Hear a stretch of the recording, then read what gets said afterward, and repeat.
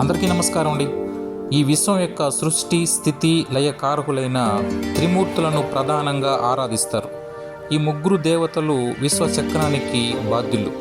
సృష్టికర్త అయినటువంటి బ్రహ్మదేవుడు ఈ విశ్వాన్ని సృష్టించేవాడు.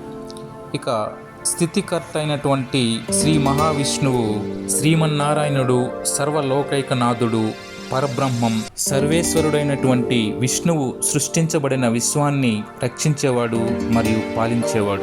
ఇక లయకర్త అయినటువంటి ఆ పరమేశ్వరుడు, పరమశివుడు విశ్వాన్ని ఉపసంహరించేవాడు. ఈ మూడు కార్యాలకు ఆ త్రిమూర్తులే కారణం. ఈ త్రిమూర్తులను ఒకేసారి ఒకే చోట చూసే అదృష్టం బెంగళూరులోని బన్నేరుగట్ట దగ్గర ఉన్న ఆంజనేయ స్వామి దేవస్థానం దగ్గర ఉంది. పెద్ద పెద్ద గుండ్లపై ఈ త్రిమూర్తులను చెక్కారు. ఈ రాతిపై చెక్కిన విధానం భక్తులను ఎంతగానో ఆకట్టుకుంటుంది. ఈ త్రిమూర్తులను ఒకే చోట పెట్టినందుకు ఆ దేవస్థానం వారికి మరియు ఆ శిల్పికి మా హృదయపూర్వక ధన్యవాదాలు.